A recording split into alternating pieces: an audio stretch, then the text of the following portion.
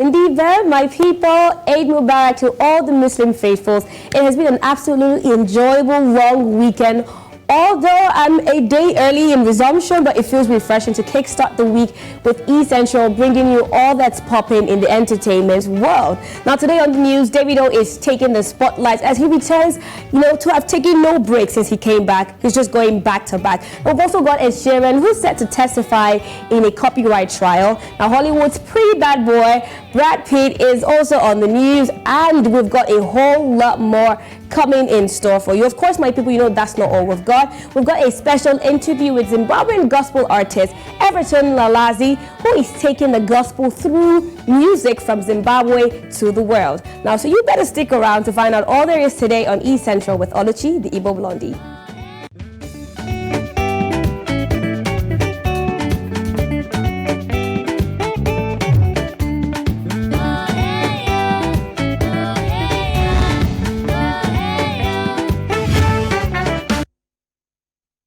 Welcome back to the show, my people. Now, earlier I mentioned that we've got a special interview today with Zimbabwean gospel artist Everton Mlalazi, who is taking gospel through music from Zimbabwe to the world. And as a God girl that I am, I absolutely love gospel music, and I'm extremely excited to welcome Everton Mlalazi to the show with us today. Welcome to the show, Everton. How are you doing?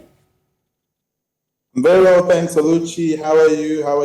I'm fine, thank you. It's really great to have you here. And you mentioned that you're calling from Harare, Zimbabwe. Did I pronounce that correct? You did it very well. Harare, Zimbabwe. Great. All right. Let's get right into it. You've been into gospel music for almost a decade now. How would you say the journey has been so far for you? Well, it's an interesting journey. Because sometimes you get into gospel music, hoping it's an industry where you will make it up to the top very fast. And then you only realize that sometimes it takes a bit of some time. I started out professional music in 2014, but I only had my first recording in 2018 with my group called The Vine. Oh, wow. And then we had a second album in 2022, but I recorded my own album as an artist in 2021, and I just released another one in April this month. Oh, nice. That is really, really nice. I definitely want to see that one. I mean, I want to listen to it, and I want to know all that is in that. Now, as a gospel artist, what would you say is your biggest dream or goal, or your biggest goal has been for gospel music in Africa? Like, what's that one thing that you say you want to stamp your foot as that person, the pioneer person for this in Africa? Well, I mean, I can tell you that in Africa, a lot of musicians, gospel musicians, have come out. But in Africa, I've seen Nigerian artists, for example, Sinach, Mercy Chinwo. Now there's Nathaniel Bassi, and then in South Africa, we have seen groups like Joy Celebration. We have seen Bishop Benjamin Dube, amongst others, who are doing extremely well to put African gospel music on the world map. Yes. That is an absolutely amazing thing that we as Africans are doing generally. Now, why did you decide, you started as a group in the Vine Music, and then in 2020 you decided to go, start your solo career. Why did you decide to make that move to start your solo career? Well, I can tell you that, interestingly, my solo career started because of COVID. Imagine. Oh, wow. So in COVID, it became very difficult, because when you're in a group, in a musical group, the Vine, the musical group, we needed to rehearse, and we couldn't rehearse now because, all sorts of things, social distancing, you couldn't come out of the house. And that's when I started working on my own personal music, because now I could work on it by myself at home. with my producer, and we would get session musicians to play if it is the drum, if it's the guitar, if it is. So we would have them play different instruments, and would have backing vocals record from their houses, and that's how I then broke out to be a solo artist. But otherwise, I still lead. I'm still the lead singer, and the director of my group, The Vibe. Oh, that's great. That's great. You're still part of it. I love that you're still part of the group. Now, let's talk about how your music has transcended from Zimbabwe to South Africa, and how you've kept going. Are there other African countries that you strongly have in mind that you want to break into? And I've seen gospel artists collaborate from different parts of the African countries. Which particular our gospel artists in other parts of the African countries would you love to collaborate with? Are we going to see like maybe a Nigerian collaboration, with you at some point? What are those like? Which countries are you, looking forward to breaking into right now? Yeah, so you said it right. My music has broken into South Africa. It's played a lot on Trace Gospel, on One Gospel. It's also played on local radio stations there.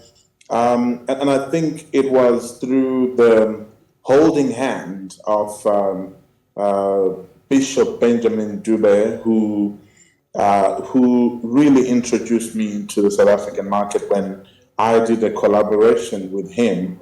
But my group also did collaborations with Ntobo Zumbambo from South Africa as well, Mahalia Buchanan. All these are former year celebration, and it became a pathway into South Africa. I recently have been in Zambia working out a few things there, and I was in Nigeria last year on December 11 for the Sinach concert, the Christmas great. concert. She invited me there because when she came over to Zimbabwe early, I think it was in February, when she came, we had a concert together, and we're working out a few things together. Surely, collaboration with Sinach, Nathaniel Bassi is something that I really, really, really look forward to. So that I can also break into Nigeria. I really look forward to breaking into the Nigerian markets. Yeah. I look forward to seeing you break into the space because you have a really unique sound and you just do so well with your music. So definitely, I'm keeping my fingers crossed for you on that one. Now, what is that one thing you say that you always do before any of your performances? If you have to go on stage, if you have to perform live, if you have to minister somewhere, what is that one thing you say that you would always do anytime? You cannot miss that one thing. I mean, just before I minister and just before I go on stage, I always need time to meditate. I call it me time. And backstage, generally, what happens is that everyone wants to know you are here, you are in the house, so they want to make sure you're okay. Everyone wants to run with this and that.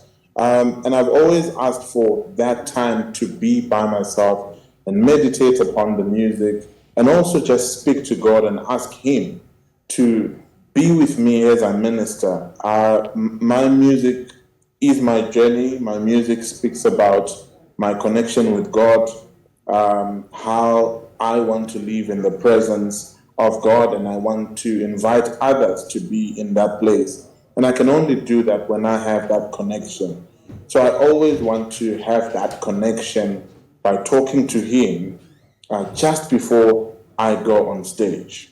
Yeah, that is absolutely amazing. It is always important that you have that connection with God because, of course, you are, ministering, you're doing His work. So that is really, really important. It's been such a pleasure speaking with you, Everton. I really do look forward to you breaking into the Nigerian music space. I want to see what you do. I'm looking forward to seeing you even breaking beyond Africa, just showing the world what you do and taking the gospel with your music all across Africa. Thank you so much for your time. It's been amazing speaking with you, Everton. Thank you so much, Oluchi, and thank you so much to all the listeners and viewers. Thank you. I really look forward to be in your country some more. I've been there before, but I look forward to be there some more, break into the market, share what God has done for me through music with you.